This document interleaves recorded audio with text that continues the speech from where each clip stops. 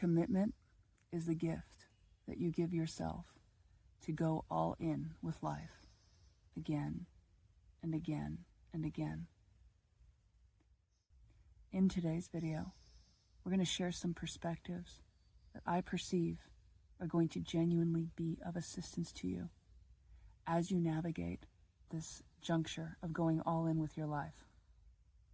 I'm Danielle Lynn. I connect with magicians, wizards, people who do cool things, and, of course, all of us here who are choosing to live a life of our most clear choice, moment to moment to moment. There have been certain choices that you've made, whether over the last several days, likely even across the last several months if you really pause to think about it, that have brought you to a point where you have evaluated old patterns, decisions, choices you've been making for maybe years and years, maybe longer. And you're aware on some level that you're just not choosing to move forward in ways that no longer serve you anymore. For some of us, that might just mean simple adjustments in our life. For others, it might mean things as significant as relationships and ways of doing business. Places we've lived are coming up for review in our life at this time. And whenever we have a moment of that kind of significance in our life, it's understandable that we might feel a sense of pause, a sense of really checking in with ourselves and going, am I really doing this? So, here's a few perspectives that I perceive may help you out. And, please feel free to take them if they're helpful and leave them if they're not.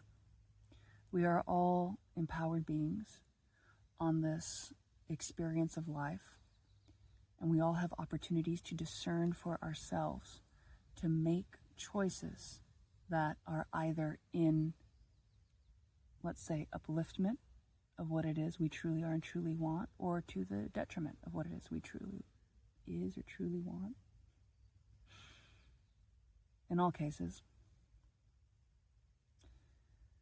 procrastination is what we sometimes engage in when we don't feel ready to act now. Procrastination in its exalted form is discernment on when to pause. And I'll say that a different way. When we are engaging with the present moment, with the step that is the most resonant for us, there technically would not be procrastination. It would be an active choice to take no action, or an active choice to engage in action. But at that point, it no longer becomes procrastination because the active and resonant choice would be to pause. The reason this is relevant is that many of us have had experiences at one point or another where we delay our dreams, we delay our vision, we delay the step because we either feel that we're not ready, or we feel we need more information, or we don't know how to do it, or there's not enough time, or there's this or there's that. And what happens when we are making that choice is we are simply saying no to whatever our dream is right now. When we do that from a place of delaying it, like thinking that there's something we need that we don't have right now, that once we have it in the future, we can take a step, what we are really doing is we are, you could say, using time or energy or an excuse as an external reason to procrastinate. I'll give you another one. This is real interesting.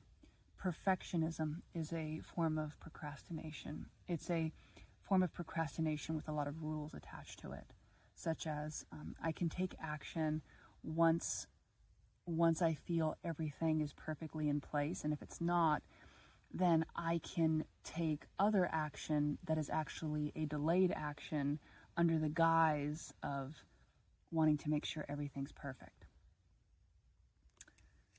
I know, that's a big one. It's a big one. I'm going to invite us for a moment to take a breath right there, because sitting with awarenesses like this can sometimes inspire either anything from big feelings to big aha moments. So what I like to do is I like to breathe in through my nose. Oh, and I got my belly on the ground right now, so it's so nice. And then out through the mouth. And if it feels good, you can do that as many times as you want. If you've been on my channel before, you'll know that I love this technique. In through the nose. Perhaps in a different video, we'll go into some detail about the difference between breathing in through the nose and mouth. But let's just say for now, my experiences in through the nose is a very streamlined and precise way to draw energy, draw air into ourselves. And mindful, intentional breathing is a wonderful amplifier and assister to being present in the moment. So here's the thing. If you ever find yourself in a place where you are experiencing procrastination, or you are experiencing pause or a tendency towards that, one of my first steps that I engage in, if I ever discover that, is to remember no shame, no blame, no condemnation. There's no need for any of that. Everything ultimately could be seen as an exploration, an adventure, an expression of the art of your life. When we pile on shame and blame, it's usually coming from a place where we think it's going to help us make better choices in the future. My understanding is that there is no significant research that shows using a lot of negative reinforcement is helpful. In fact, I believe in behavioral science, they express the more you pile on to yourself or anyone else, the more it's likely to generate just not the outcome that you would think you'd want from doing that. And so rather than focusing pain, shame, blame, or guilt or anything like that on ourselves, what we can instead do, if we choose, is to be curious, is to go, oh, interesting, very fascinating. So I've been doing that. What might be more effective for what I want to experience? What happens sometimes when we go through this process, actually, of inner inquiry, is we start to discover places that are asking for a little bit more love and attention within ourselves.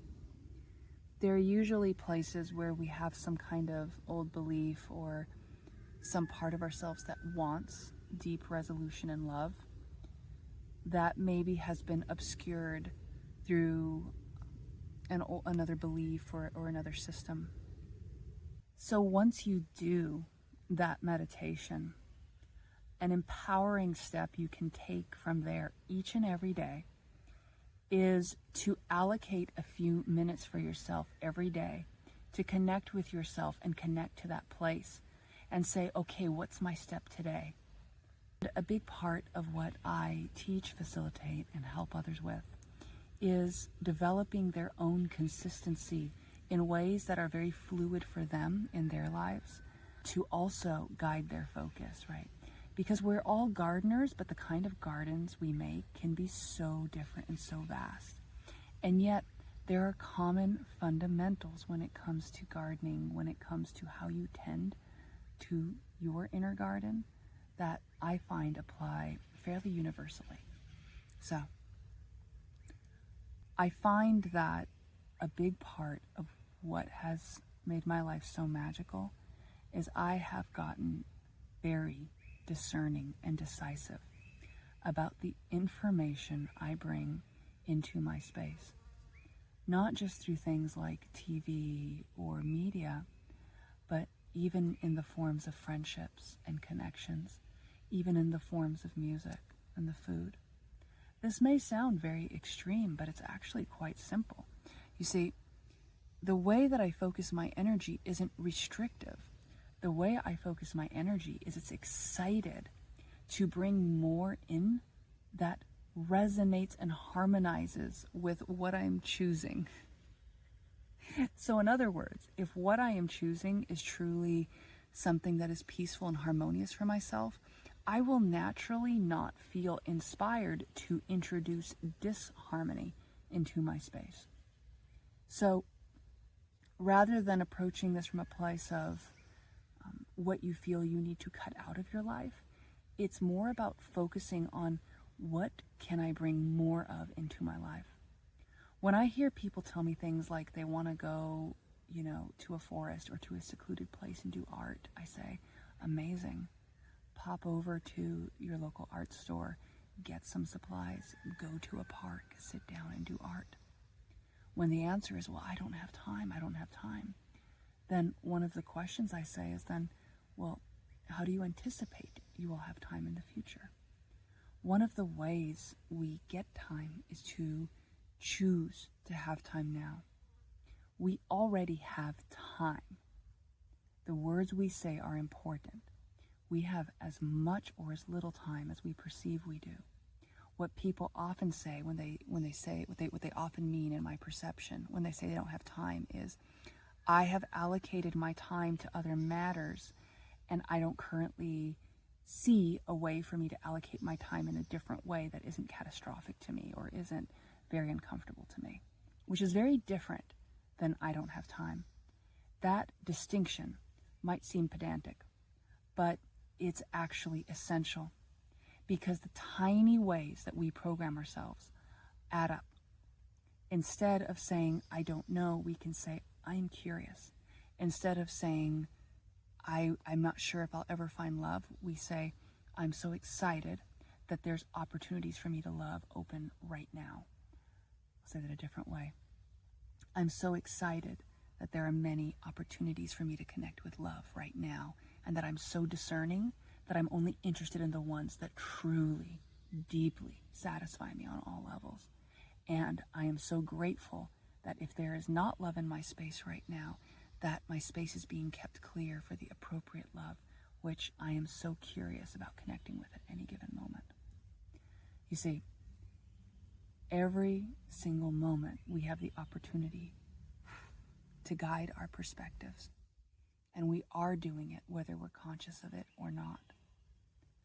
And so, my friend, as a summary for ourselves in this video, we've explored many different ways that we could potentially delay ourselves, but we're also remembering the ways that we can empower ourselves to take inspired action now, or at the very least, to be aware that in every single moment we are choosing. And the more that you are choosing with awareness, the more, in my experience, easeful and satisfying life appears. I'm so grateful we had this conversation together. I love hearing your feedback, your comments. It's always so enjoyable. And if this video has helped in some way, I invite you to subscribe. I was going to say describe. Describe the subscribe. And in the description, there are some further links and resources, which include things like my flow book and opportunities to work or collaborate together. And in all cases, I'm so grateful for our time together, and I look forward to our next conversation. Oh.